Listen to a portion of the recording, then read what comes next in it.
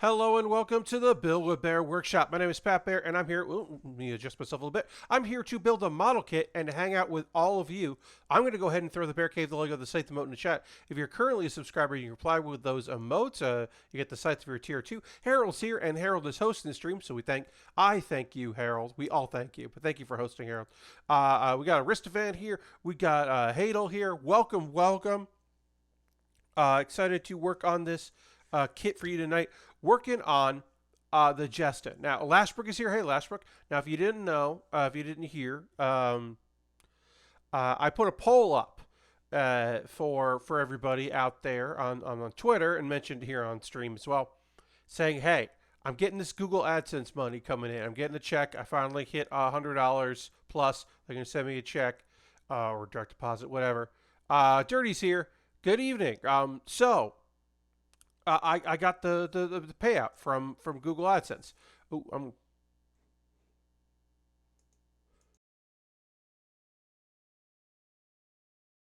that was a big sneeze. I muted because I was like, oh boy, that's going to be one. And it was. Um, anyway, what was I saying? So I put a poll up saying, like, hey, here are 3 expensive master grades on Amazon. These are 3 kits that are very pricey, and I will buy one of them because I have this $100 budget. I will buy one of them.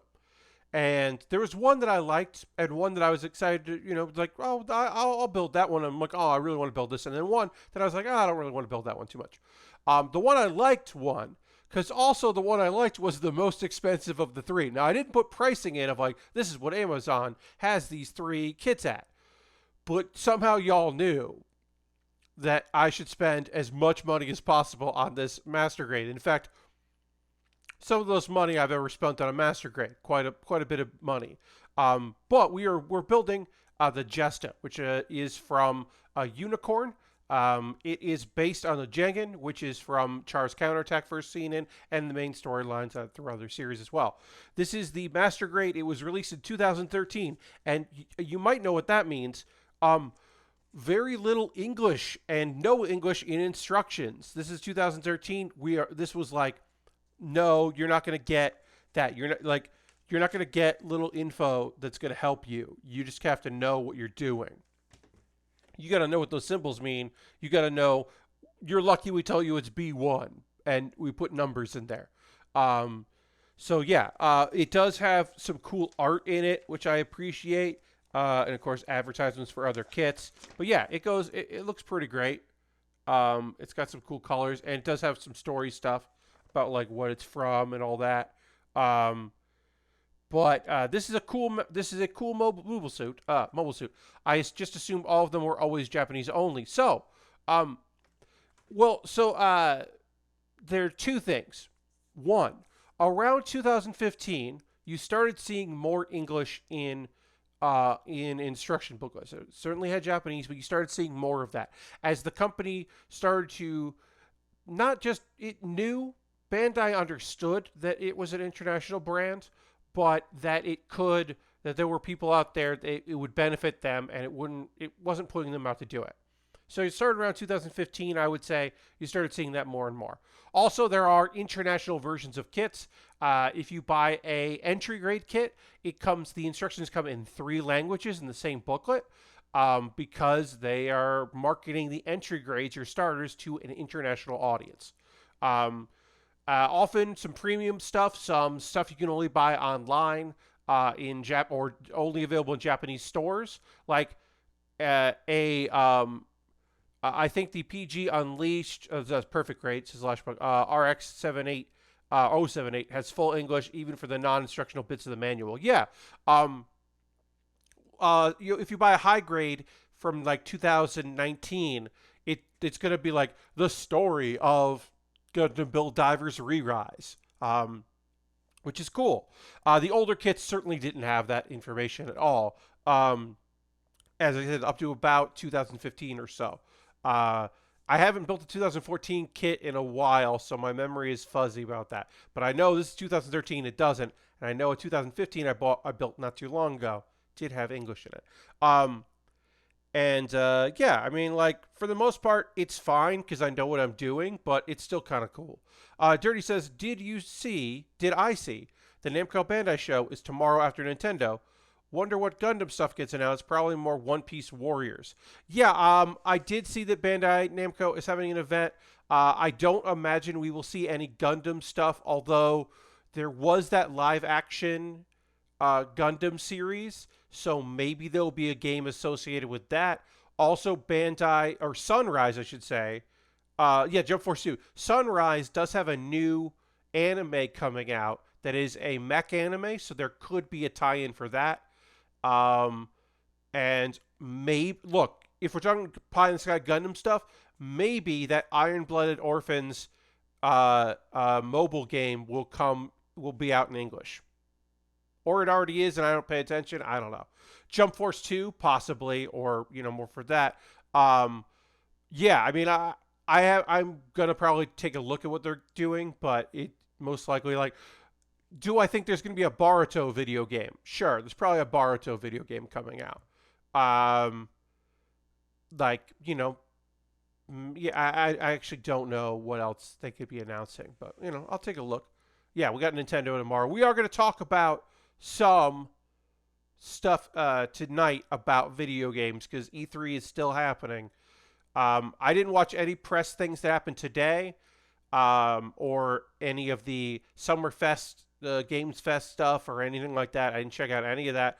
I did watch a bunch of trailers that weren't at the shows that I had watched. And yesterday I watched the Xbox Bethesda and the Square Enix. It sounds like, what was something today was just bad and people were bummed about it. So I'm glad I didn't watch it. But yeah, and I'm trying to keep up on trailers for games, like I said, that are at events that I didn't see because it's good to keep an eye on stuff that's coming out.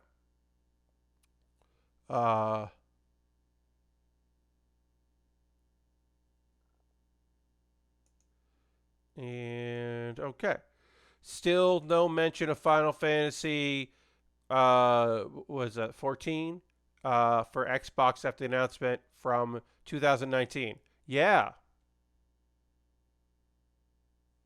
My guess is it's not going to happen because they were kind of announcing it for last gen. And while PlayStation seems to be riding that, Xbox isn't necessarily doing it. I mean, they do, but they're not like, well, yeah. I feel like that was a promise that wasn't going to come to fruition. That's just my guess. Maybe it will, but like, yeah. Yeah, if you haven't heard anything in 3 years, or not 3 years, 2.5 years, probably not going to be a thing. If you haven't heard anything in 2.5 years. Like, hey, you know what we didn't hear about? Beyond Good and Evil 2, because it's not going to be a video game. It's never going to come out. We're not giving Beyond Good and Evil 2 is never coming out. So it's just like, yeah, they didn't talk. Of course, they didn't talk about it. It's not happening. Sorry. There was a point where it looked like it might, but it ain't. Anyway, before we get deep into model kit building and talking about E3 stuff, more E3 stuff, it is important that I promote myself to you to say, hey, where should you be in July on the 16th at 8 p.m. Eastern? Well, you should be at twitch.tv/PAX2 to watch Pet Bear's Anime Club yelling about the shows we love, featuring myself, Ian Horner, Heather Derry, talking about anime, talking about the shows we love. Will I be talking about shows that I have mentioned here on stream? Of course. Of course I will. Do I know all the shows I'm going to be talking about myself yet? No. Am I recording this fairly soon? Yes. I got to figure that stuff out. That's part of tomorrow. Anyway, let's go to the overhead. We don't expect it to, or that Wilds game with a giant snake lady. Yeah, I mean, look, sometimes things get announced and then it's just like, actually, no, this is not going to be a thing. Sorry. This is just not going to be a thing. Turns out, no. Yes, indeed. That's going to be coming up. I'm excited about that. Panel being part of. Look, do I miss doing live panels? Yes. Am I still happy to be part of this festival? Certainly. Yes, get hyped indeed. It's going to be real fun. Um, have never been on a panel with Heather or Ian before, so I'm excited. Should be a good time. Turns out making games is hard. Indeed, Aristofan, making games is difficult, especially when your creative lead leaves. So you may notice, I don't know if you really pay attention to the overlays that I put up and stuff. There's no text above the photo here that says what the color guide is going to be. Because, hey, there's only 2 colors in this kit. There's 3 colors. Here are the 3 colors. This dark, almost black blue, a little bit of yellow, gold, and then this lighter blue. And all of these colors are going to use black. Like, if I put any markers on them, I'm just going to be putting black marker on all of these. So because of that, I didn't put up the guide, because everything's just going to have a black marker on it. Because that's it. Those are the colors on this kit. There's also a grayish that's not the same gray, but it's very similar. This is like putting out a Lego Star Wars ship, color-wise. Yeah, I hear you. What was that being made by? My mind wants to say, no, that is not right. Dirty, I cannot remember the person working for Ubisoft that made Beyond Good and Evil, except that person left to form his own studio, but then he was still like working in a capacity to make the game, but then also there was a lot of stuff about maybe that particular gentleman. So the stories go, not a great boss, perhaps. And then also the studio that he's working on maybe doesn't exist or isn't going to be working on stuff. It's a whole, there's just like a lot going on. All right, so we need F1, 2. But yes, this is very like dark gray on light gray kit. But let's actually get into it. Let's talk about some video game stuffs. Xbox and Bethesda. Okay, so I'm not going to talk about every single thing that got announced in all these things. I just I took notes down of the things that interested me the most, because, you know, if I had something to say, if it was something that I'm genuinely interested in, or something that I thought was very funny that happened, I want to talk about it.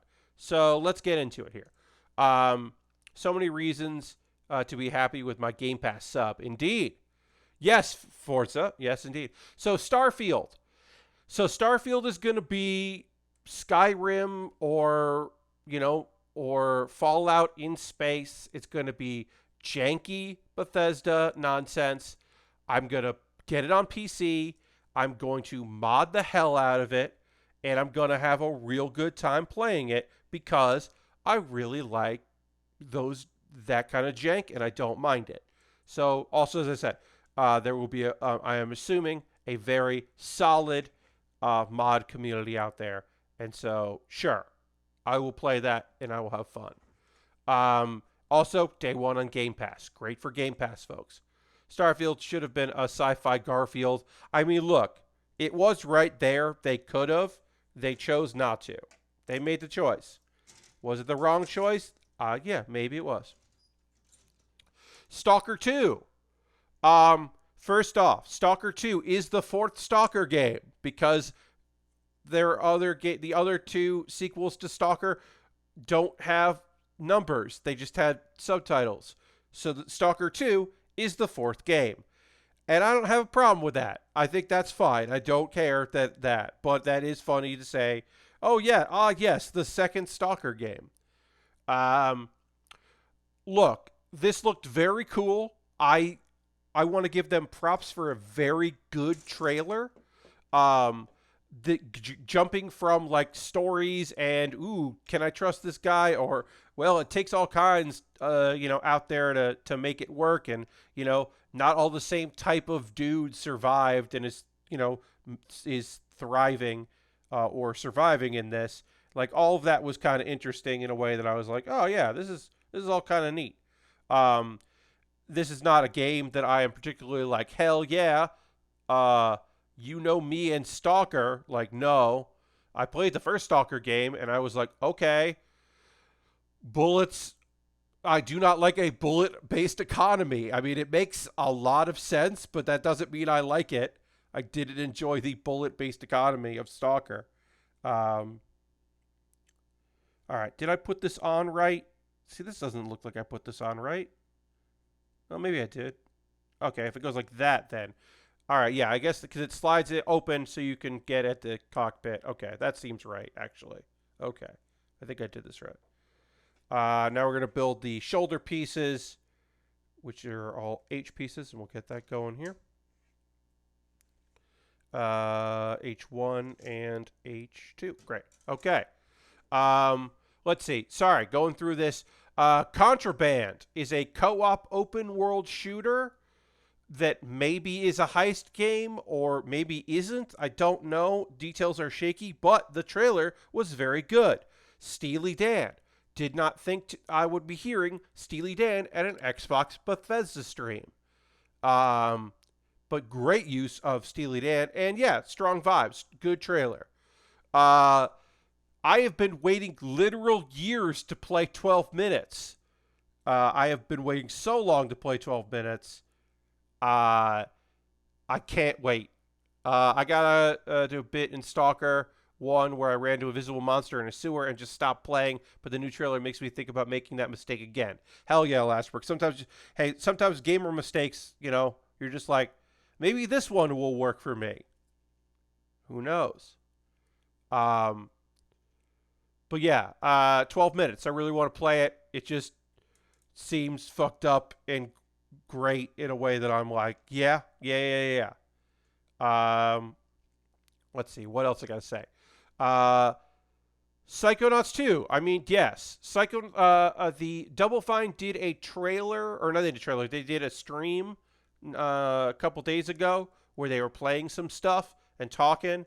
And just like, I don't know. They literally, this is how long that game has been in development.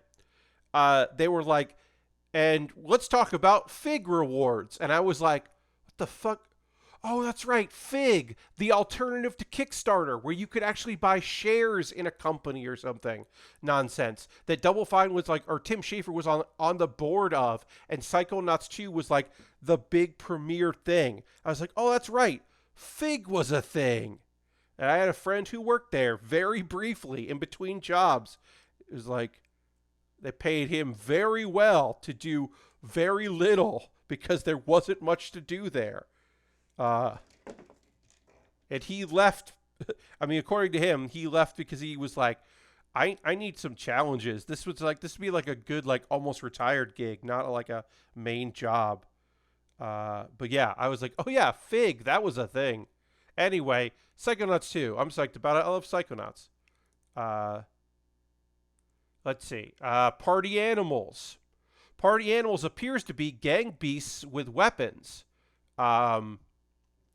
So it's I forget who said this. This might have been on Waypoint / Nextlander. Described it as a beast-like, because it feels very much like Gang Beasts, but is not Gang Beasts. So yeah, all right.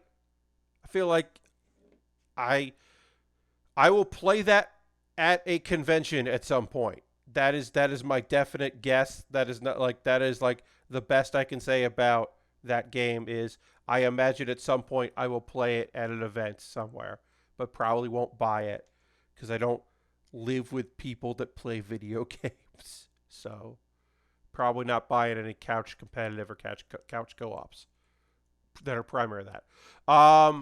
Okay. Somerville.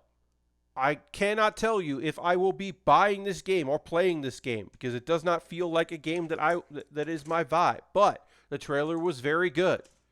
It is a family trying to survive after an apocalyptic event, and by family I mean parents and a fucking child or a toddler at best. So the thing about Somerville that's interesting is two things interesting to me. One, Somerville is a place in Boston, as a neighborhood in Boston, so I had a lot of people, that lived in and around or visited there, being like, Somerville, weird. And two, the creative director of the studio making it worked on Inside and Limbo, and then broke off to make an Inside and Limbo-like game. And so that's interesting, because it does have that vibe, but it was like not the complete vibe, because it's just like one of the people that was behind that first game. Those first games. I don't know. So I found that interesting. Sorry, I'm going to get this connected here. Great. All right, we got these two pieces on here. We need the back plate. This is the front plate. And the front and back plates, which are D. And we'll get a good chunk of this done here, or connected. Okay, moving on.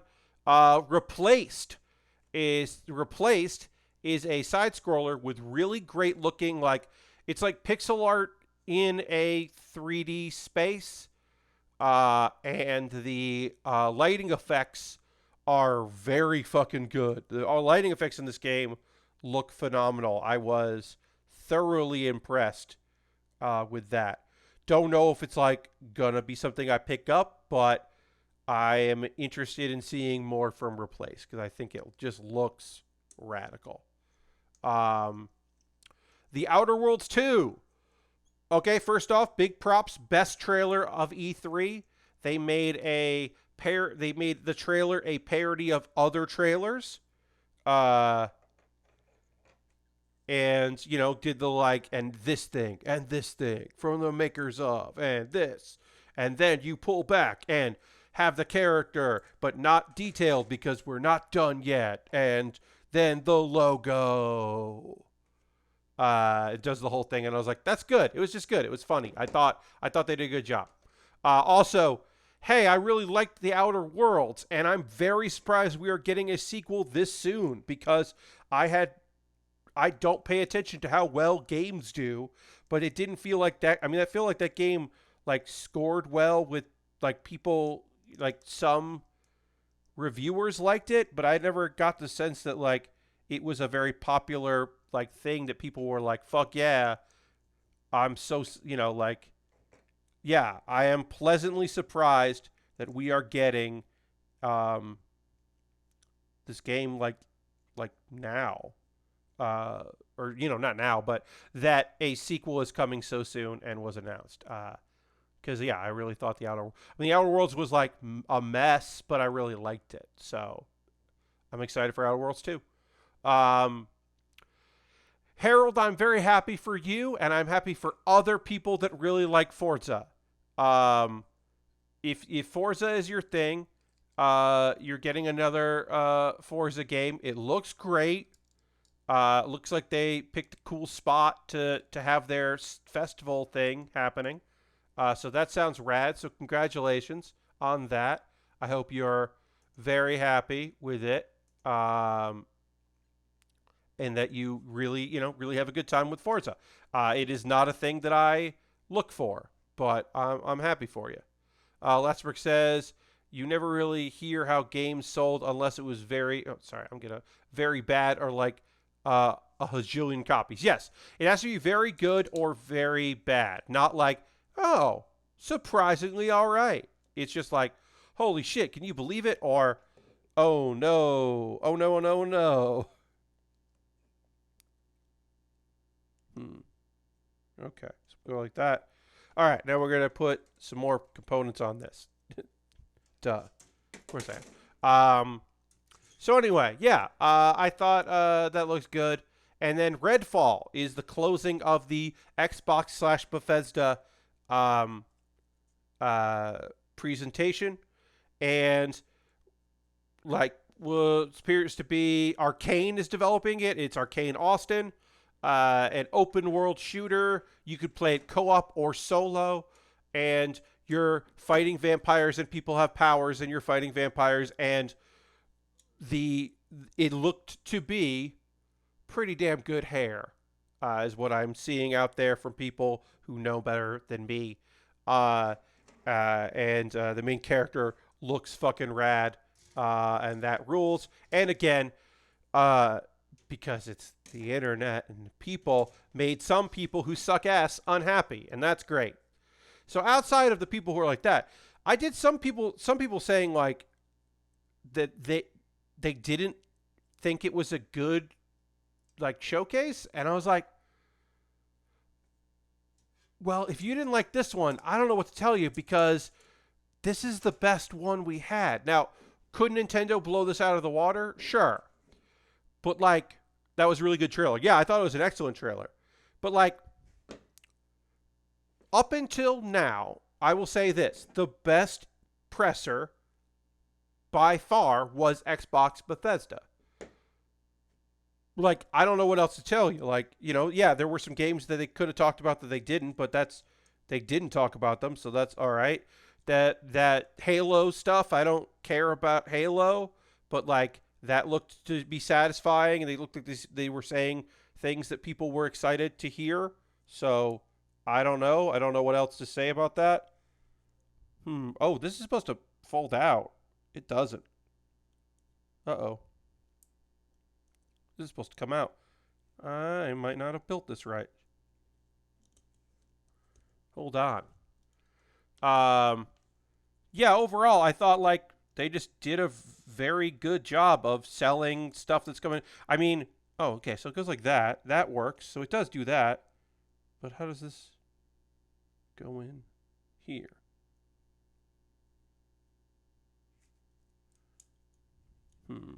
Sorry. I'm trying to figure this out, because this looks like that. Okay, that does do. Okay, I got it to work. All right. Sorry, everybody. And then B15 and A30. Great. Okay. Yeah. Overall, I thought it was good. I'm really thinking about getting an Xbox, especially so I can finally play a Flight Simulator without looking like ass. Yeah. Totally. Yeah. I mean, like, this presentation was like, hey, check it out. We're making cool video games. We got cool people. You like Bethesda games. Here they are. We're doing other stuff that seems cool. Where games are coming out. And also, if you've got, you know, like, we got like console launch exclusives. But also our shit comes to PC. So don't fucking worry. Our shit comes to PC. We just want you to play them. And, like, please get Game Pass, because that is the thing we have decided that we are going whole hog on. So get Game Pass, use Game Pass, like, and I guess if you're just like, I don't know. To me, it's like, even if you were like, oh, I only buy, you know, it's like, you know, I don't really like any of the games they showed. It's just like, okay, they showed a lot of cool games. Like, I don't know. I don't know what to tell you. I can tell you that I did not have fun watching the Square Enix presser. I got up and went to the bathroom during Guardians of the Galaxy, and when I came back, it was still happening. They played I Need a Hero twice in that thing. No, Santiago, we'll get there. I don't... Look, the hunt for chaos needs to happen. But, holy shit. Look, I understand the need to defeat chaos. But also, come on. Harold, you have a great night. They played I Need a Hero in that, like, 15, 20, 30-minute presentation for Guardians of the Galaxy. Hey, Lord Crashington. Also... a thing I know about Star-Lord is that Star-Lord in the comics, pre-Guardians of the Galaxy movie, was not a funny character. He was like stern and kind of a fucking asshole. And he was clearly changed for the, you know, change because like, oh, well, you got to be a main character in a big blockbuster. So we got to like change his character around. And they had the choice. They could have just been like, yeah, well, we're just going to make him more like that instead of a kind of Chris Pratt, kind of like just douchebag. Like, I don't know. They should have gone whole hog one way or the other. But anyway, the only thing I liked about that was it was basically like Rocket will remember that. Like, the idea that your choices matter in the game and that, like, characters will remember you making decisions, I bet does not pay off at all and is just window dressing, but it's still a kind of an interesting idea. It is more interesting than anything else I saw there. Also, that must have been for the trailer, right? Like, how could that get as far as it did without people being like, hey, these characters don't shut the fuck up when we're fighting? How come these characters won't shut the fuck up? Like, they had to, like, right? Like, that's got to be the feedback they're getting, right? Like, people aren't playing that. Like, friends and family aren't playing it and going like, perfect, I wouldn't change anything. They must be like, hey, what's happening? Why is everyone yelling all the time? I'm trying to do stuff. And also all of the characters in Guardians of the Galaxy, you're like, well, you play as the main character, Star-Lord. And I'm like, oh, the guy with like a backpack and guns? You picked the guns one? Okay. It just seems like so many decisions were made about that game that I'm like, oh, okay. Good luck, friends. Just, wow. So many terrible decisions. The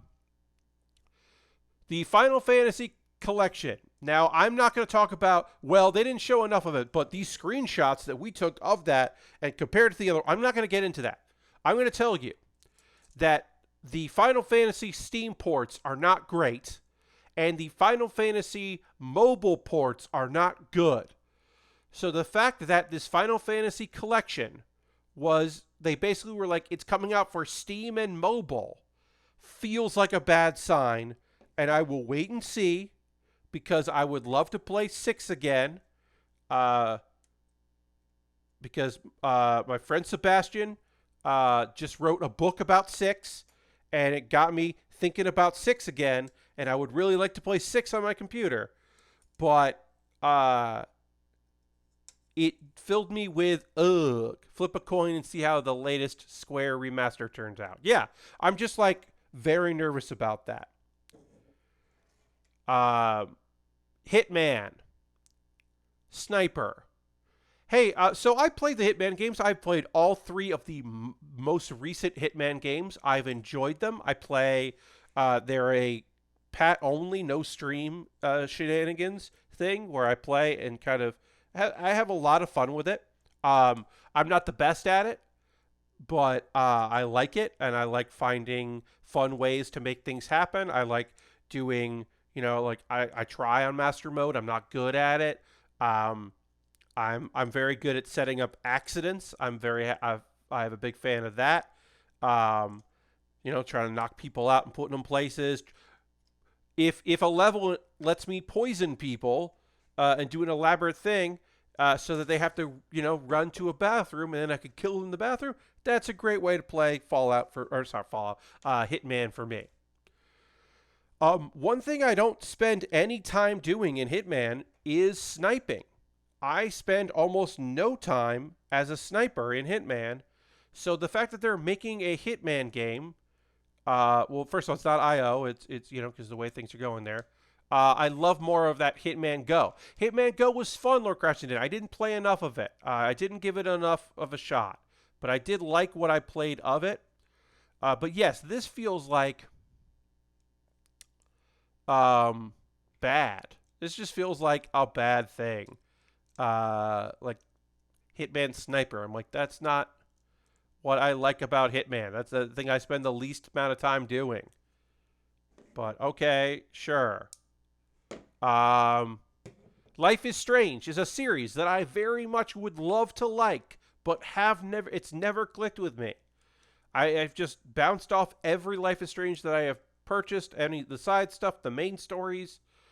But also, boy, they really thought they had a winner with psychic power of, or sorry, the psychic power of empathy, right? Like that, when someone wrote that on uh, a dry erase board, people must have just been like, oh, yes, this is it. This is the thing. This is the thing. Uh, People must have been so psyched with the phrase, the psychic power of empathy. Um, uh, Somebody described this very well. Oh, good. A game where its core component is that a woman has too much empathy and is forced to get involved and solve people's problems. And it's like, yep, that's what their game they made. They made a game about somebody who's just like, I can feel stuff and I got to fix things. I have to put myself out there and fix things. So, I don't know about the new Life is Strange. It is definitely, they definitely thought they hit gold with that phrase. And by the end of that, I was like, yikes. I liked having that sniper stuff in Hitman 2 that I could play with a controller. I wish I was better at it. Yeah, Lord Crashes, I bounced right off that, like, shooting people with a gun that's so powerful, the bodies will bounce and you can hide the bodies. I was like, I saw that and I was like, this is interesting that this exists, but like, no, thank you. Like, I don't know. No, I'm good. I just felt like, no, I'm good on about by that part. All right, and then Chaos. Look, we have to talk about Chaos. Final Fantasy Origin. They said Chaos a lot. There was some sort of like snippet. I don't know if it was poorly translated or if it's right on the money. I did not do the research about how he wanted to make a game with an angry protagonist. And it's just like, cool. I wish someone had said, don't do that. I wish somebody had been like, well, he can get angry, but he shouldn't just be like, he can't just be angry. Like, this is the tribute to the original Final Fantasy, so like, it doesn't have to be lighthearted, but it should have lighthearted elements. But nope, Chaos. I gotta defeat Chaos. I'm here to bring down Chaos. All I care, I gotta stop Chaos. Garland, you've become Chaos? Now, I will say this. The demo not working. Oh, yeah, also, the demo didn't work. They were like, we got a demo for this, and then it fucking didn't work at all. Sucks so much. Oh, God. Yeah, no, yeah, it definitely, like, doesn't help at all. Because maybe the demo is fucking, would have, like, really been, some people have been like, oh, I didn't really like the trailer and what they showed, but the demo's fun, so, you know, it's Final Fantasy and whatever. I feel for the devs too, but also the devs made that game, and I don't want to play it. I will say the only thing I came out of there going, all right, you have my attention, is that they have Chris Sabat is voicing Garland, and he has voiced Garland in the Dissidia games.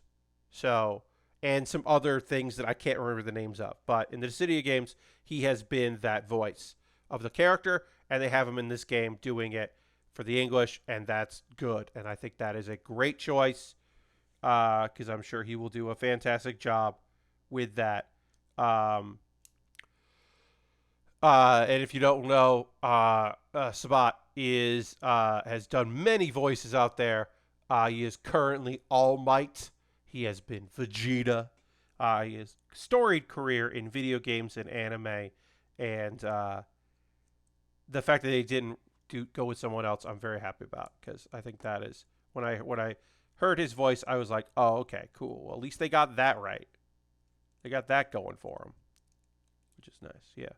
So overall, fucking yikes. Oops. This does not want to stay on well.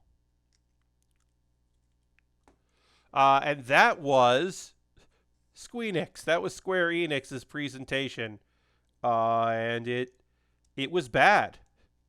It wasn't, it wasn't um, a pitch to people to come work for us like the Coat Media thing. Like, it wasn't that bad, but like, we are a major company and we make games and publish games and we're doing it. No thanks. This is a 2013 kit. It does have polycaps, which I was a little surprised about. It doesn't apparently use all of them, but it does have these polycaps because it's not all within. For a master grade, I like to have very few polycaps in my master grades, especially one that obviously I bought years later. I'm spending a lot of money on, but still, meh, not thrilled about that. Okay, other games I want to chat about that did not come from this. As I said, I did not watch anything that happened today, but these are things that I saw people were like, hey. Phantom Abyss is a first-person Spelunky that looks fucking incredible. It is the dungeons are procedurally generated, and when someone completes the dungeon, then it gets updated for other people that start it, I guess. Like, that was described in a way that I was like, wait, what? What's happening? But it sounds fucking great and looks cool. I'm not necessarily going to play it, but I will definitely watch streamers play it because it does seem neat. Road 96 seems incredible and awesome, and I definitely want to try it out. It is a procedurally generated road trip. You are a kid hitchhiking to make it out of a bad situation, and you meet people along the way. And it sounds like at least there's like a voice actor who plays like a character you're definitely going to run into, and then a bunch of other characters. So it seems like some of the situations will just come up. I really thought that was going to be a VR game. Yeah, Lashbrook, it does have a vibe that it could be a VR game, but it is not. But yeah, Road 96. Watch that trailer if you haven't. I am thoroughly impressed by that, and it seems very fucking cool. Immortality is the new game from Sam Barlow, who created Her Story. And it's got a bunch of people that have worked in television writing it. There's not a lot of details about it. Half Mermaid is Barlow's studio. Natalie Watson, formerly of Waypoint and Vice Gaming, is working for Half Mermaid. This is their game that they're putting out. And it is Sam and three of these writers, and it's a story of a woman that did 3 movies and then disappeared. And my assumption is because they were listing these 3 writers, like each writer like took the lead on one of the movies, and details are a little scarce, but the Sam Barlow game immediately went on my wish list. Yes, Ristafan. Like, it's on my wish list. It just looks interesting. We're putting on the back or the top of here. So one thing I'll point out of this kit you could put, if you wanted to, you could include the LED things that. So this is interesting. This is a master grade that has LEDs, and the LEDs live in the chest, and then you can activate it, and I believe it makes the a light shine up into the head, which has these colored pieces, this nice clear, and that would light that up. Now, I don't have that. I don't have one of those, so I won't be including it, but it is interesting that that's in here. And those are run on watch batteries, and you have to get them separately. But that's interesting that this kit has room for an LED on a master grade. That's pretty fucking cool. Let's see. Fire Girl. You play a firefighter in this side scroller. You are fighting fires and rescuing people.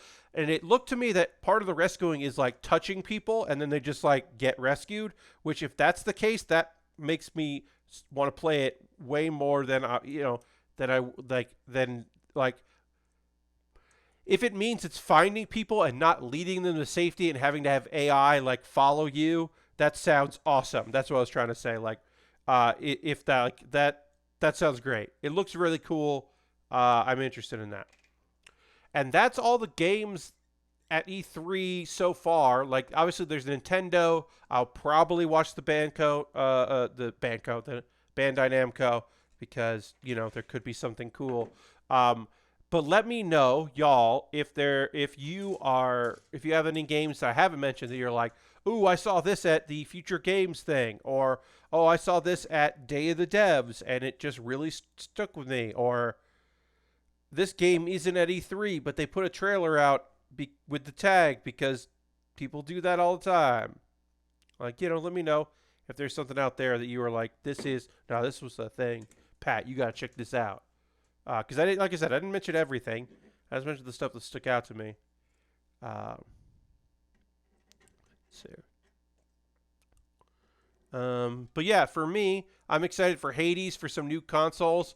That's not new. Oh yeah, Hades. Look, people being able to play Hades on the Switch, that's awesome. Very excited for them. That's great. Because then also they get to be like, hey, look at our fucking cool awards. Yes, Hades and Game Pass and all that. Yes. But like Hades coming to Switch, that's awesome for people that are like, I get to fucking play Hades.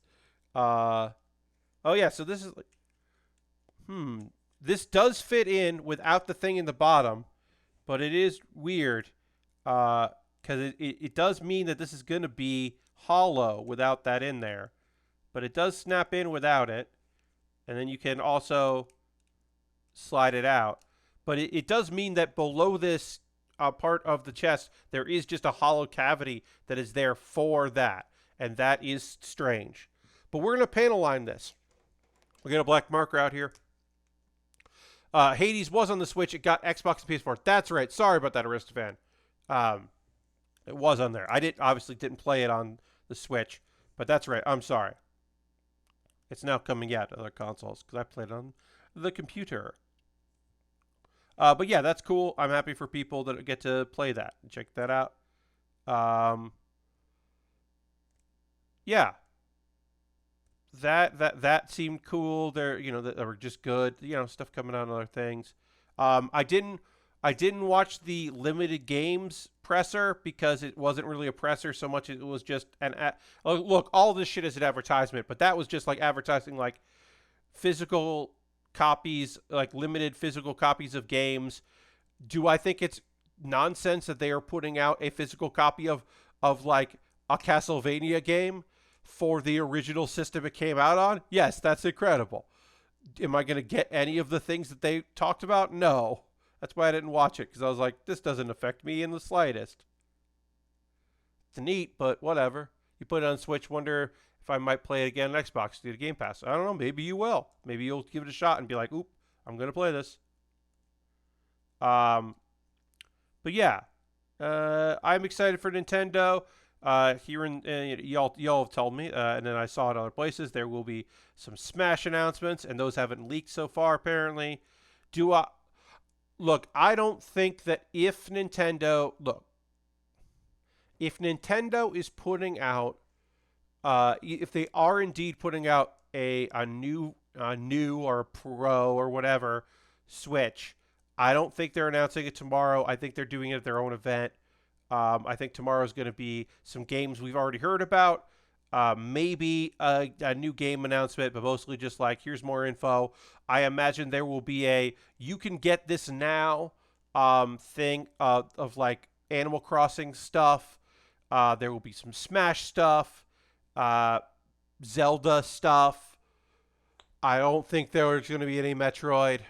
I don't know. I'm interested in seeing how MS Flight Simulator plays on Series X.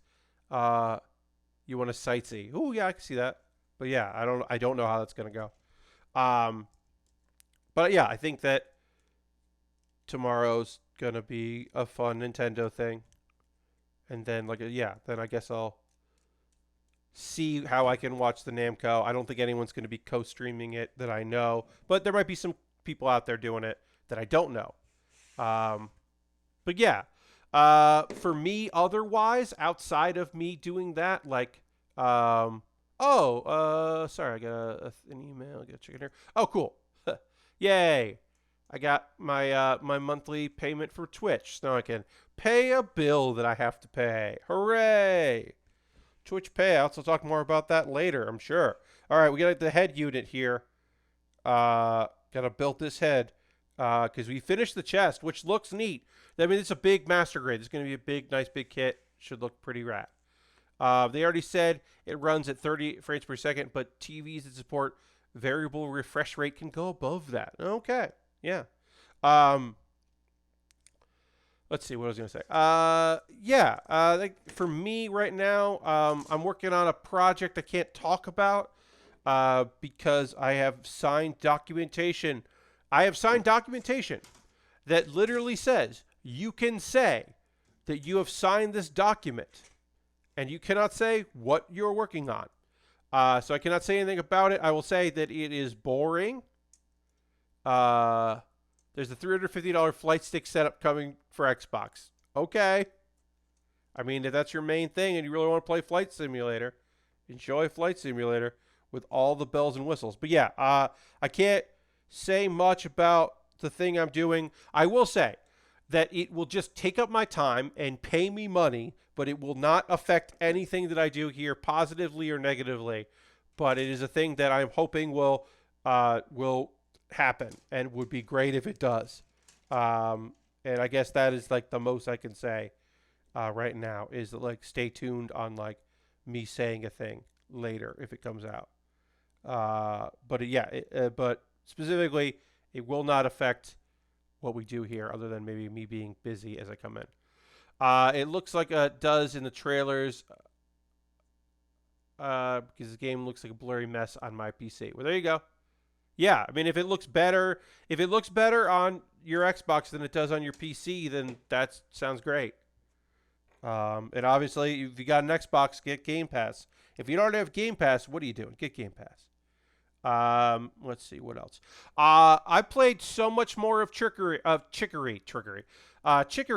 I do want to say, I have heard that the PlayStation version is buggy, and because it's a PlayStation, it is hard to hotfix it because you have to wait a while. So they are working on fixing some stuff. There's already been some hotfixes for people that ran into some problems on the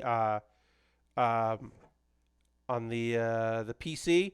I have not run into any issues, but apparently, if you were planning on getting the game, which I still recommend because it is fantastic, but if you're planning on getting Chicory on the PlayStation, I would hold off until you follow their accounts and all that. They're working on it. But yeah, there's some stuff. I know that Steve Fobwashed has run into some problems, which is a real shame. But I played a lot more of that. I think it's fucking great. You're going to get it at some point. It is just such a good game. It is so fun and charming, and also there are times where it is not charming and it is just sad and just really well done. I'm just having such a good time with it. Yeah, you can see we're putting the clear face goes in here, and then you would be when it would be lit from the bottom.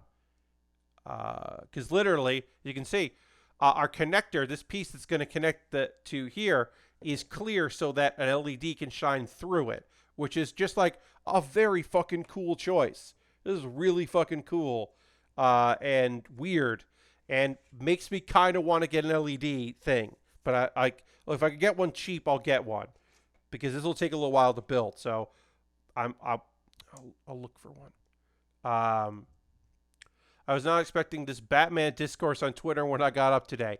Yeah, I feel like this was a good way to promote.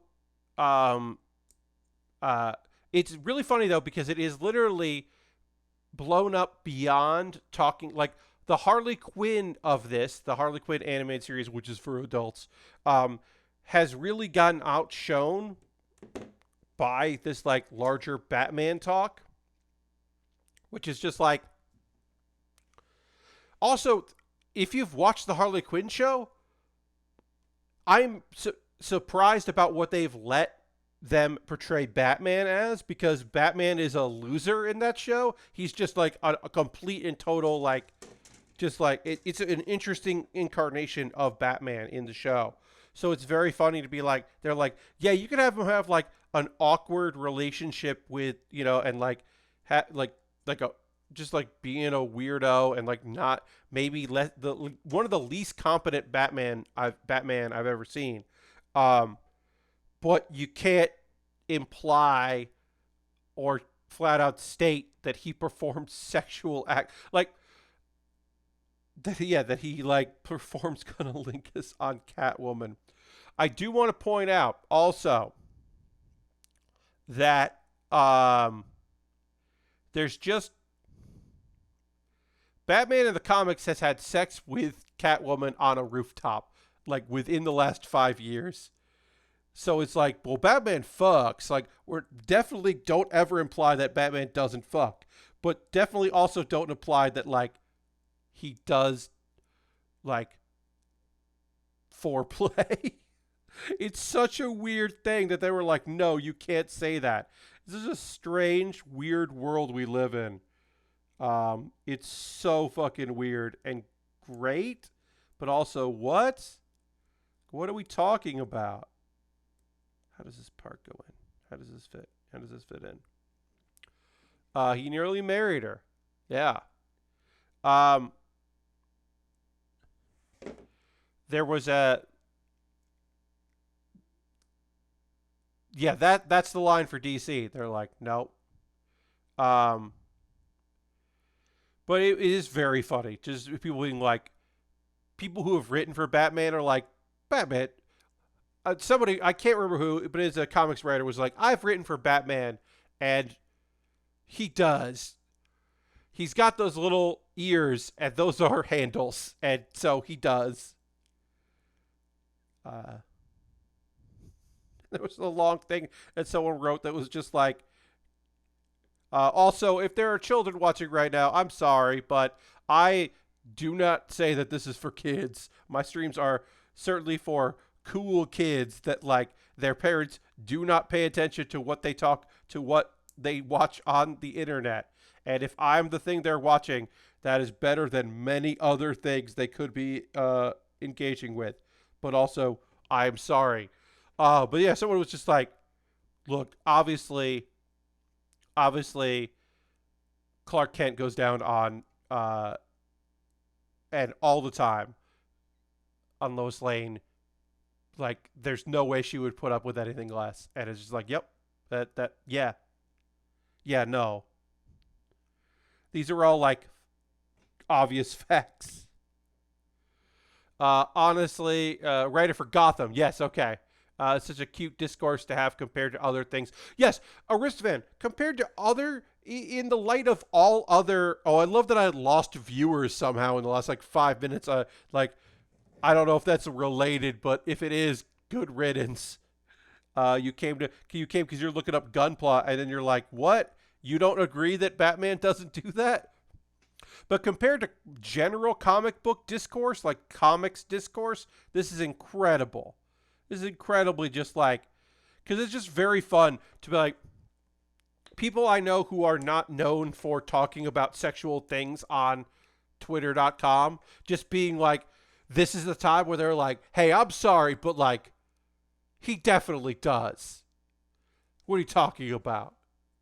He definitely does. Get out of here. Come on. It's like, no, come on. You can't imply he does because we sell these toys to kids and he's a hero. Like the hero thing, I was just like, what are you talking about? So like, heroes don't, get out of here. Now, if you're telling me that some heroes don't, sure. Look, if you want to tell me that Hawkman has never induced an orgasm in a sexual partner, I will believe you. Hawkman definitely doesn't. If you're telling me that Plastic Man doesn't get buck wild, you have lost. Come on. Come on. Plastic Man is down for whatever. Both Plastic Man and Elastic Man. Both down for whatever. Get out of here. The Flash's one weakness, yeah. Look, the Flash overcompensates because it's very easy to make a joke about how fast the Flash is. And so the Flash overcompensates because some Flashes overcompensate because they are very embarrassed by those jokes.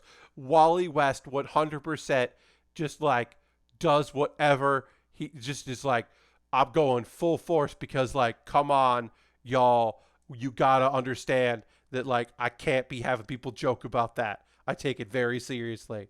Look, Reed. Here's the thing about Reed Richards.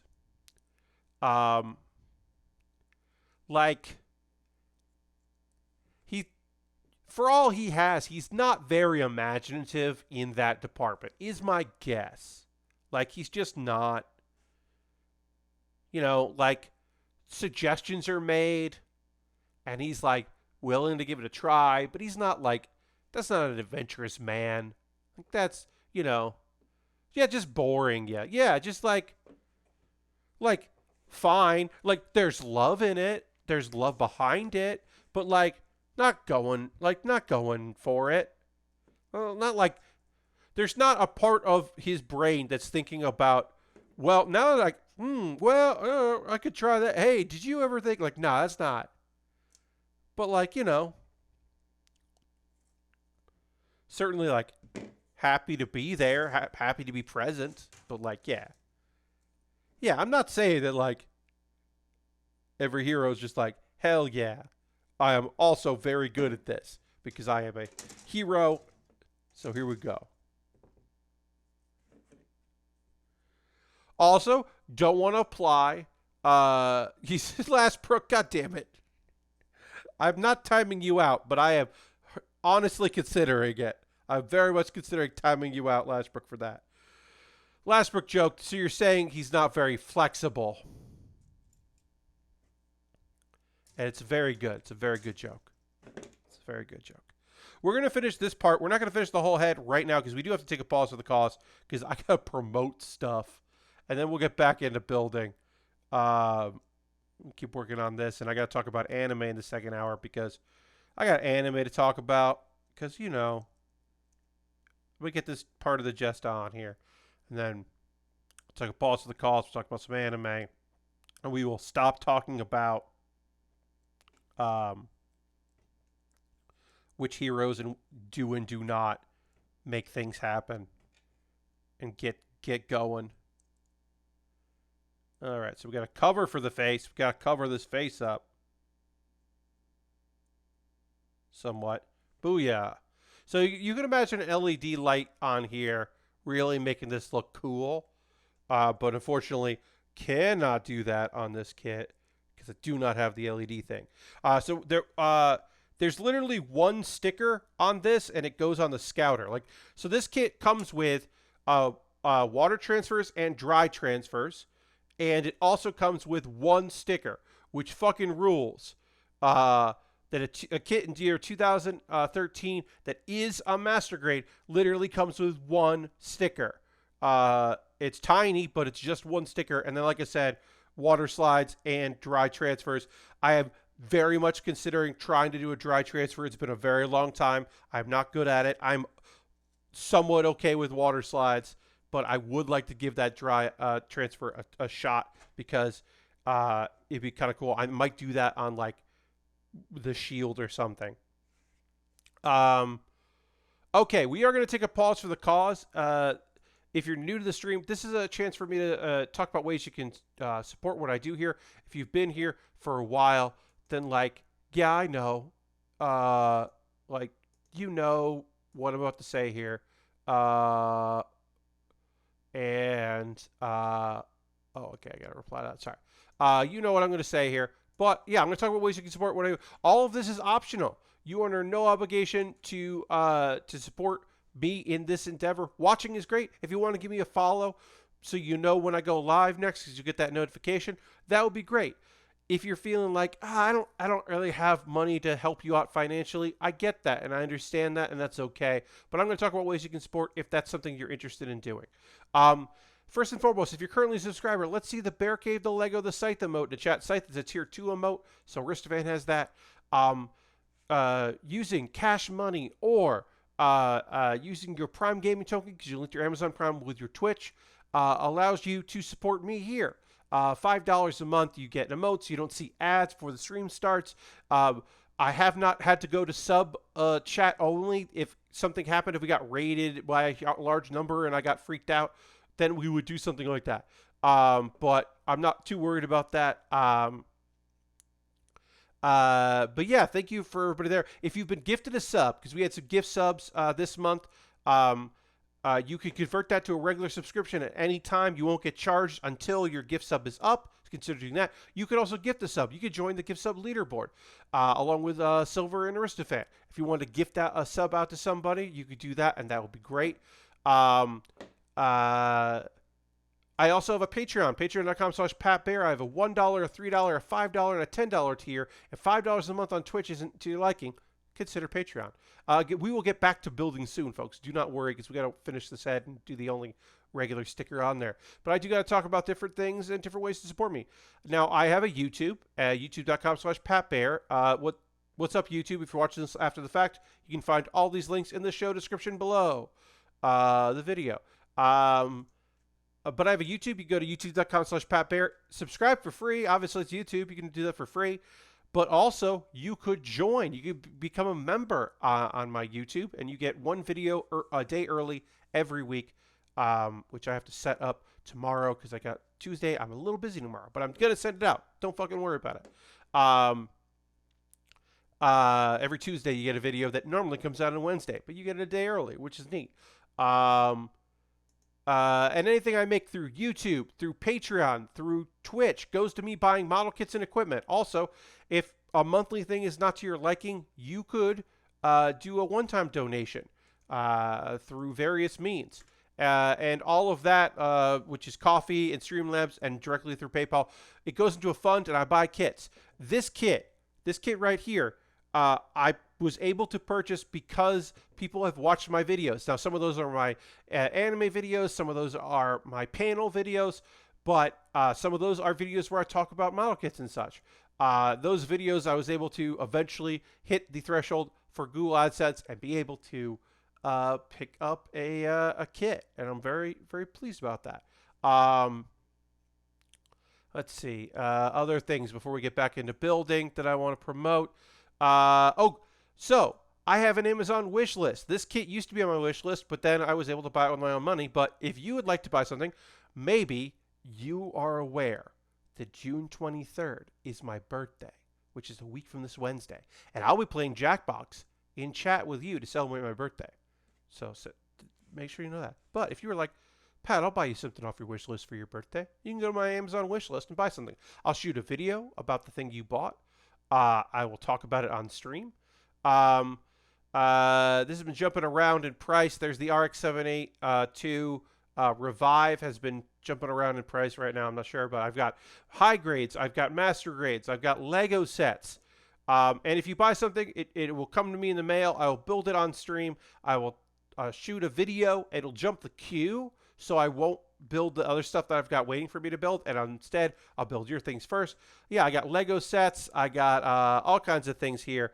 The gun tank. Never built the gun tank. That's there. There's a Lego 3-in-1, which is like a space mining mech that turns into either that, another robot, or an alien, and that sounds cool. I'll build that. I put stuff on here I'm interested in building. Stuff that's expensive, stuff that's inexpensive, stuff that like has free shipping through Amazon, stuff that you gotta it's coming from Japan, so you gotta spend that, and then some equipment at the bottom. And then alternatively to that is if you buy a gift card to USA Gundam Store as an alternative, and you can send a DM to me on Twitter with that, or whisper here on Twitch, with the gift card code, and then I will use that money and buy something on a USA Gundam Store with your gift card. And I'll shoot a video just like I would with my wish list. So consider that. And let's see. I'm going to promote a couple. Oh, I have a Discord. You can join my Discord. That's a free thing. If you're like, Pat, all those things involve money, and I don't have that to spend, well, you can join my Discord. That's free. I post build photos at the end of every build stream. People post stuff they're working on there. it's a nice little community. Some video stuff that I want to share with you is Pat Bear's Anime Club. I did a video for Pat Bear's Anime Club, which is my every other Monday. I put up a new video. I got another one brewing for next week. But the one I most recently did is about when anime adaptations get it wrong. I look at some very recent cases, and I talk about how, like, oh, Kuma Kuma Kuma Bear, there was no good reason for them to, like, screw up the beginning of the show. And then, it was kind of strange that the So I'm a Spider, So What decided to go with, like, the web novel, light novel approach instead of the manga adaptation. That's interesting. And then I talked about Promised Neverland Season 2 and how it would have been very hard for them to make something that people actually liked because of the source material that they were adapting. So you can check that video out. And then also Bear With Me. This is me reacting to a TV show called The Genius. And me just being completely flabbergasted by it and completely shocked. I did not know what to make of that video.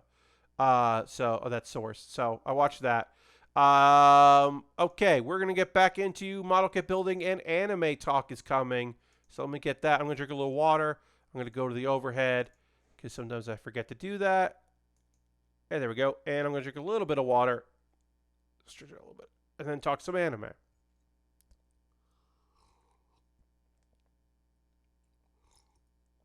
As always, if you're watching any of these shows, you can tell me your thoughts. But here are 3 shows that I am currently watching as I try to apply this fairly small sticker to this kit here and do this kind of scouter looking part of the head here.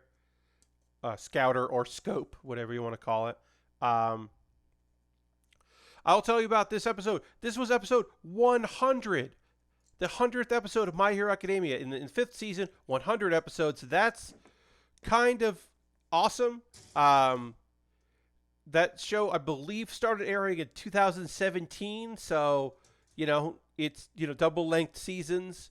And they're going for it. And I think that's awesome. It's like a lot of fucking episodes. It's a very good show. But My Hero Academia, now it's at 100 episodes. You could still get caught up if you wanted to.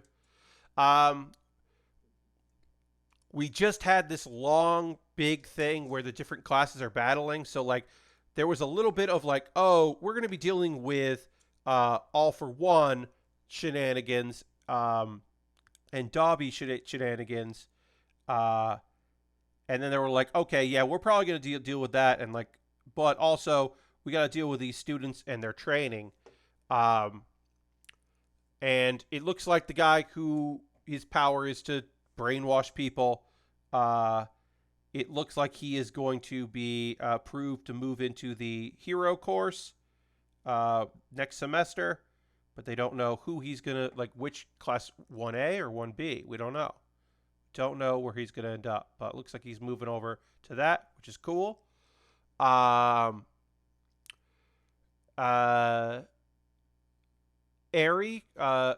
who was really important in the last season. She is the young girl that can basically like rewind time in people's bodies is the easiest way I can describe what she does. Which doesn't rewind like their age, but like you do it at a level. Basically, there were some chemicals that were made, like synthetics that were made that allowed people to basically like take people's quirks away, like rewind parts of their bodies before they had a quirk activated. Is like one of the easiest ways to describe that. Anyway, she's learning how to write because she never got to learn how to write, and she's writing letters so she can say thank you to people that helped her out, which is just sweet. She's a sweetheart. It's just a lovely, lovely young thing. Deku is going to maybe start training to figure out how to use his Black Whip quirk. Because Deku now has 2 quirks. He still has One for All, which is a like compounding energy and then releasing that energy quirk. And now he also has this like black whip. And people having more than one quirk is not unheard of, including the fact that we have Todoroki has that because he's got hot and cold. So that's not unheard of. And actually, he's like, hey, you're telling me I wasn't using my full power when we fought or all my abilities. It's kind of weird that you were hiding this second quirk. And then Deku's like, it's not a second quirk. It's a manifestation of my first quirk, and I don't know what's going on with it.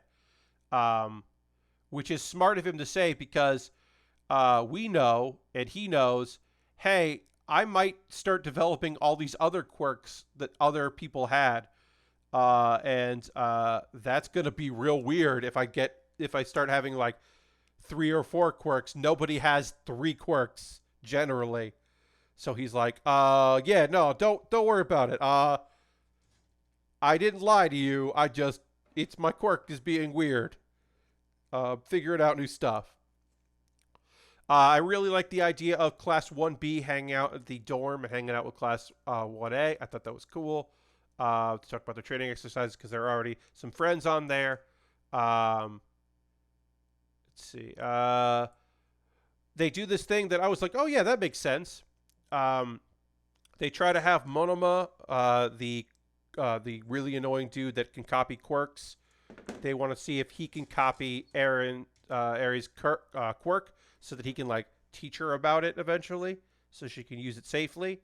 But also, he can't do it because if it's a stockpile quirk, he can copy the nature of a quirk, but if it involves stockpiling, he can't use it. So like Deku's ability, which is great because it would have fucking like really hurt him if he tried, if he was able to use it. But he also like the character Fat Gum, who converts his fat into energy. That wouldn't work. He wouldn't have the that it's just like fucking would fail. So that's kind of interesting that he gets quote unquote blanks. There are quirks he can't copy. But it's a smart idea to have him try. Let's see. Deku encourages Eri, who apologizes for her quirk, and he's like, "No, your quirk is great. You helped me save the day. Remember? You got a cool quirk. You're gonna learn how to use it, and it's gonna be great." Which is just really nice, sweet moment.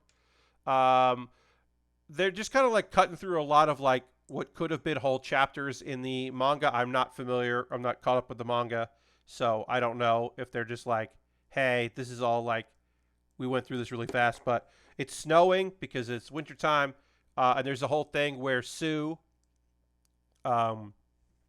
Floppy, the frog looking, she does not do well in cold weather, which I think is just very cute.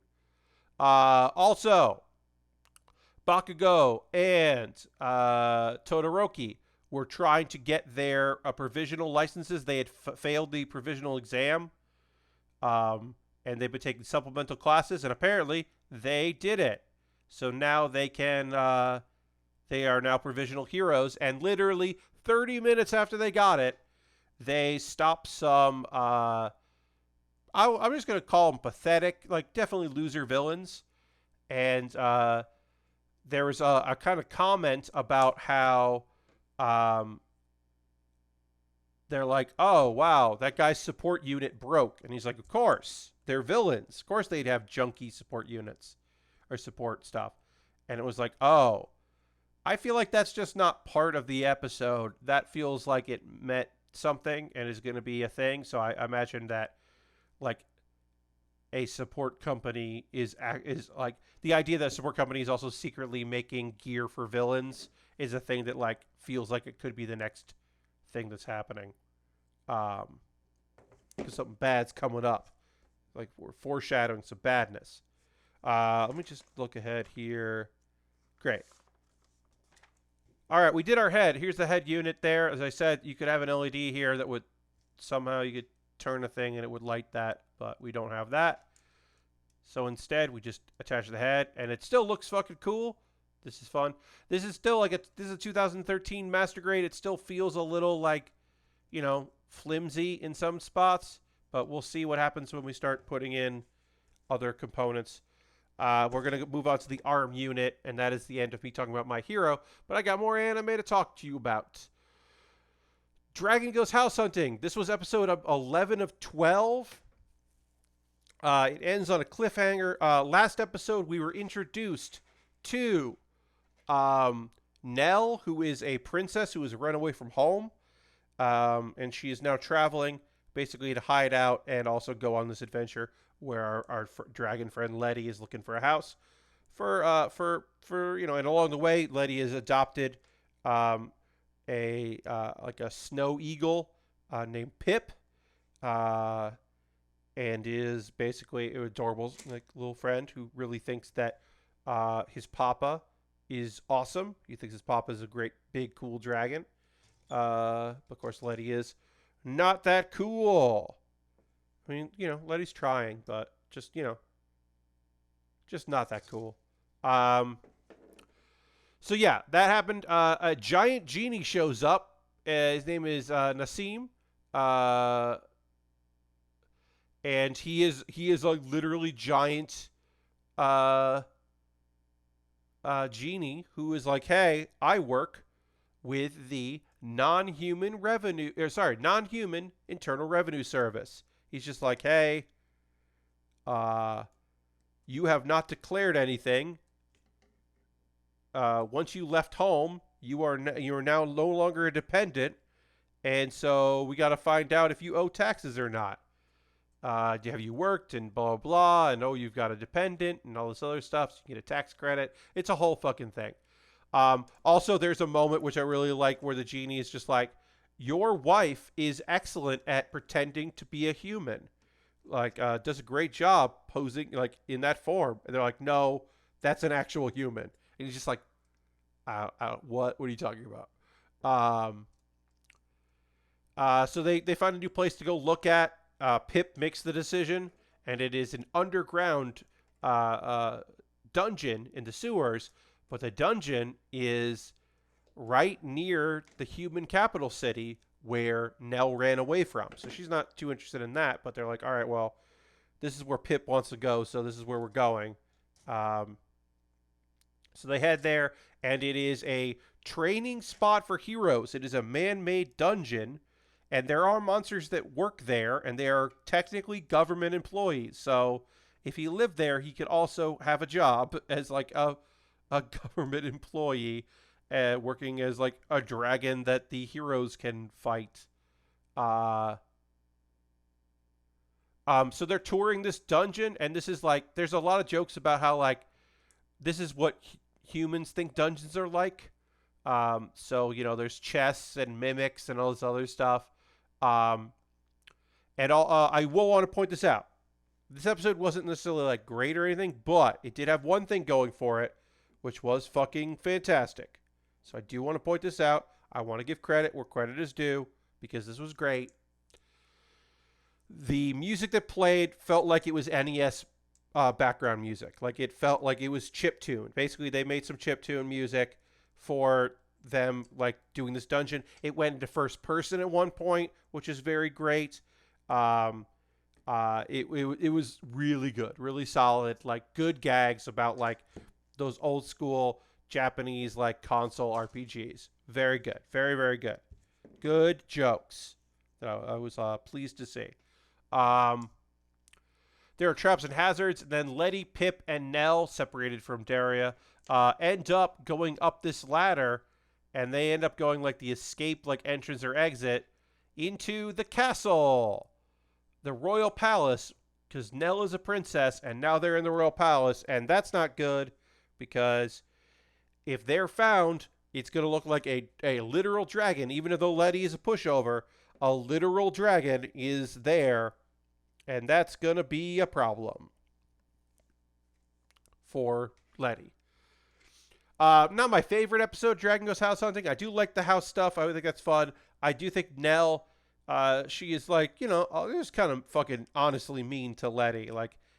She's not saying any lies. It's just her tone isn't great. But I do like how much she immediately loves Pip because Pip is great. And it does change the dynamic. It's weird that she got introduced in episode 10 of 12. I do think that's weird. I do think they could have introduced her at a earlier time, but whatever. Maybe it's being incredibly faithful to the manga, and it's rude of me to suggest otherwise, but it does feel weird. It's still a good show. And then let's make a mug too. The girls have submitted their pieces for this contest. Most of this show has been about getting ready for this contest and getting your art ready for this thing and all that. And 3 of the girls submit because, a weird reminder, there's 4 girls in the show. It's a show about girls doing ceramics and one learning about it, one being excellent at, and one being like pretty good at it. And then there's a 4th girl who is just one of the girls' friends. And she's not in the club. And it's odd. It's odd to have like a girl who's like there, but not really. I don't know. I still find that weird. Anyway, Himino is like, look, I don't think I'm going to win a prize or an award or anything, but I would like to do well. I want my dad to, think that I did a good job and like it. And tell me I did a good job, so she's still thinking about that. But she has a weird dream about how, the idea that her dad and her grandma don't think what she did is good, and she, wakes up feeling real weird about that. They go and see all the submitted stuff, they go to see what other people did. Turns out one of the judges is Toku, the excellent maker, the crafter. It turns out that's her grandpa. So, ooh. And then one of the other judges used to be their club advisor, but he got too busy and he had to stop being a teacher because he works for the government. But he used to be the club advisor there, which is interesting. And then let's see what else we need. So we need that H1 and then H2. Let's see. Okay, one of the things that's cool is there's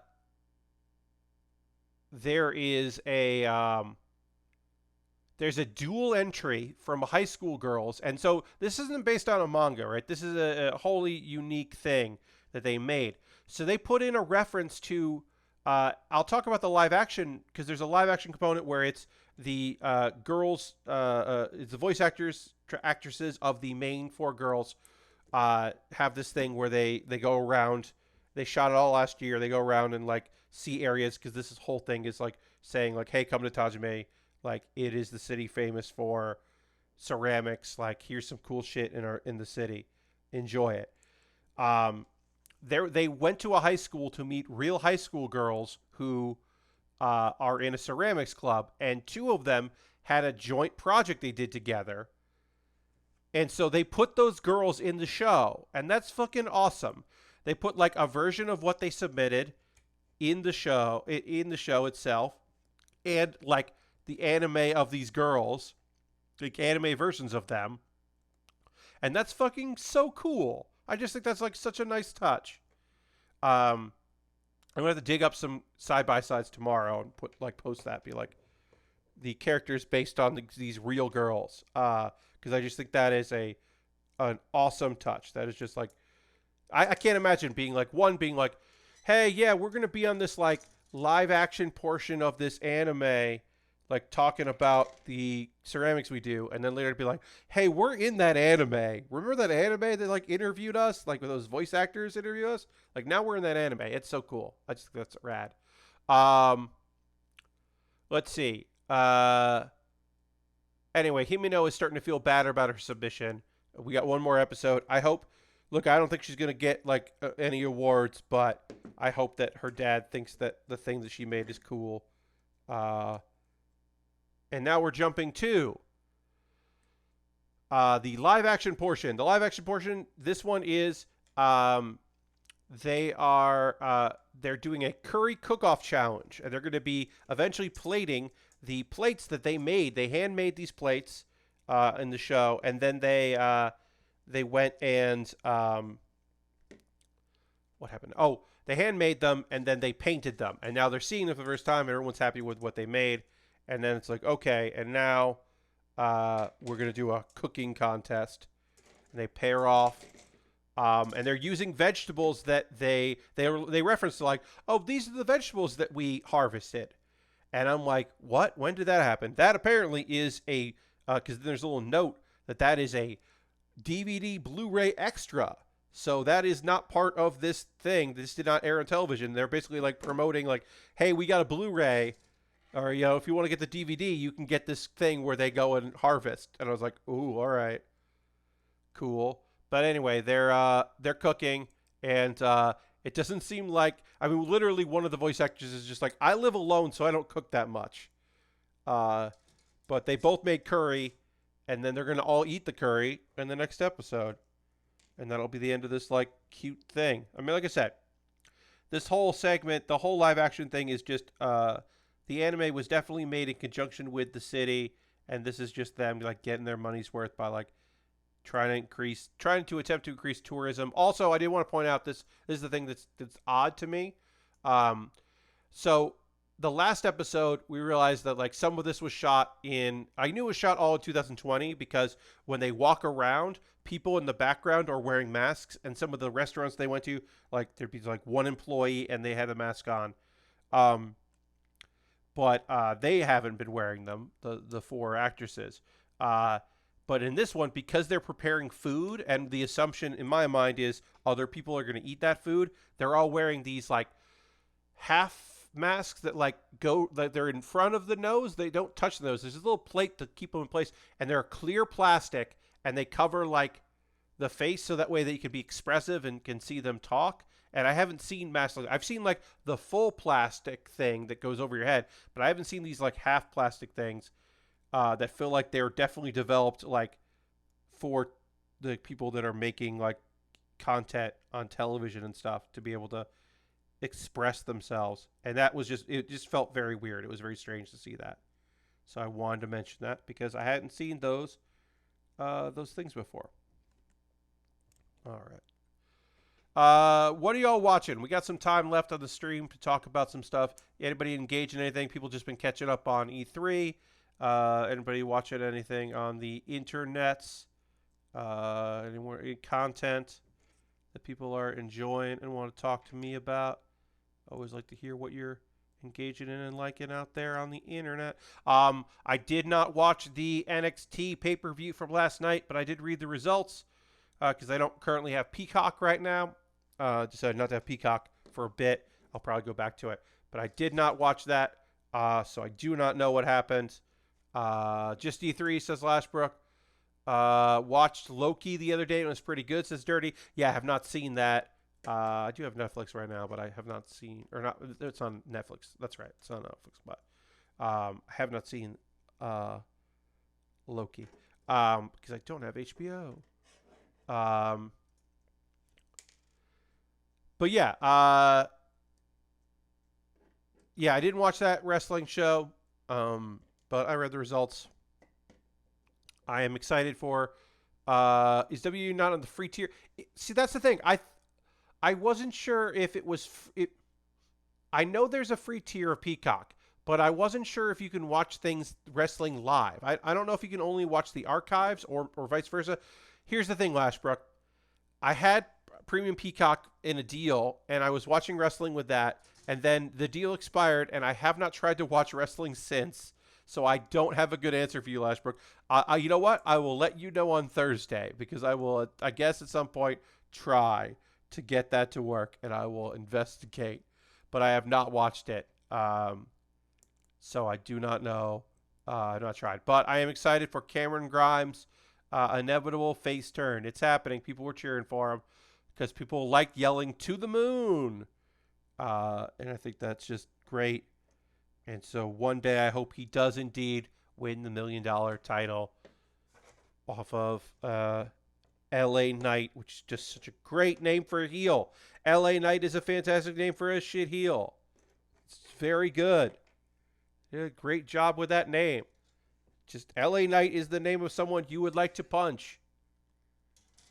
Good job. But yeah, I did not watch that. but maybe I can. Maybe I can watch the replay of it on Peacock. I don't know. Doing a lot of like home stuff right now, helping out around the house here.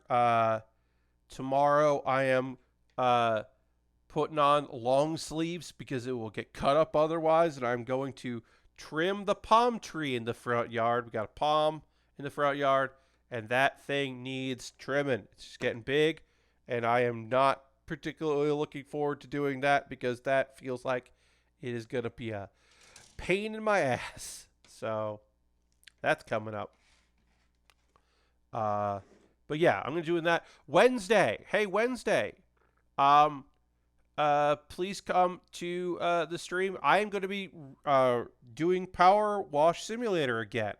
We ran into an issue with Power Wash Simulator on stream where it just like was not working right. They had put out a patch that was supposed to help people and broke it for other people, myself included. Supposedly they have fixed that patch.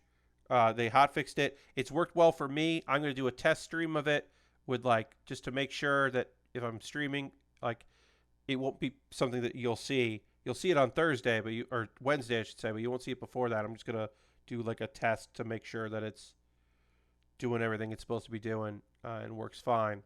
But yeah, I'm excited to play that. I really like that game, and I want to show off Power Wash Simulator without it starting to hitch when I actually try to power wash, which is what happened the last time. So hopefully we'll be good this time. I watched Sweet Tooth on Netflix, which was pretty great for the first season. Okay, for first season. Oh yeah, Sweet Tooth I have not seen. Do not know. But glad you watched and enjoyed it. Am I remembering correctly, asked Dirty Monkey, that Hank Pym was the wife beater who trapped his dead wife's mind in a robot body that I didn't count as Jessica. So, some of that information is retconned. Some of that information is still true. And I can't tell you that all of that is true. The fact that Hank Pym was an asshole and a bastard is true in the comics for many, many years. Now, has that been retconned away? I don't know because I am not super caught up. But for many years, yes, that was not a good person. And yeah, there was a point where he was kicked out of the Avengers for being a scumbag.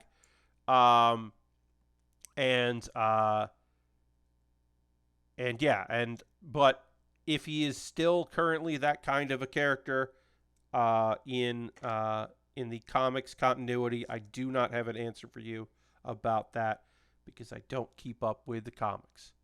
But yes, Hank Pym was a bastard for a very long time. If I remember correctly, also like. He became the Giant because the Wasp suit, like he lost custody of the Wasp suit because that wasn't necessarily his. And that's why, and then he started doing experiments to get a new suit. And that's how he got the powers to become the Giant, if I remember correctly. I'm guessing you've seen that Netflix is getting the next Gundam show alongside the live action movie. Yeah, I have seen that. That's cool. Apparently, there is a Hathaway. It's out there illegally. I have not watched it. I'm going to watch Hathaway legally when that comes out. When does that come out? Gundam Hathaway Netflix. I'm just looking this up. See when that is. Let's look at the original trilogy. Netflix to stream. Mobile Suit Gundam Hathaway movie. Secured exclusive streaming rights to Hathaway, the newest edition of the legendary anime franchise.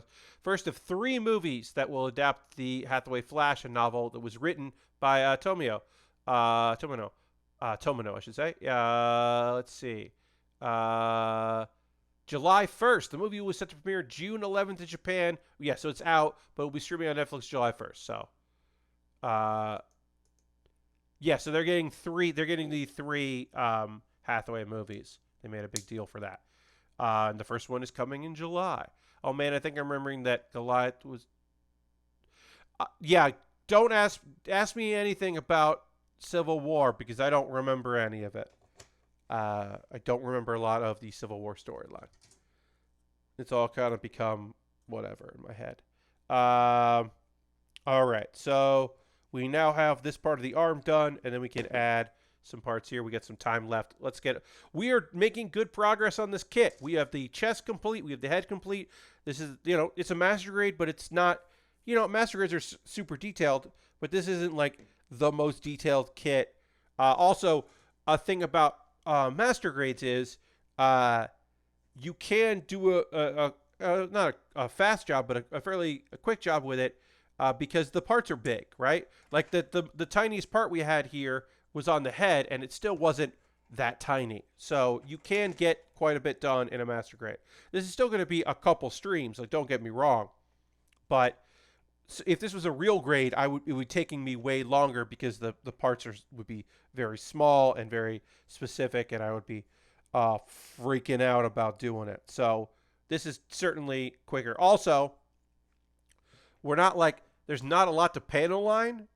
We will be doing some panel lining of parts, but like there's really not like too much. Like I guess there's some white here in the weapons, but you won't even see those. So like we won't probably have to hit that with white anywhere that would show up. So all right, we need A5.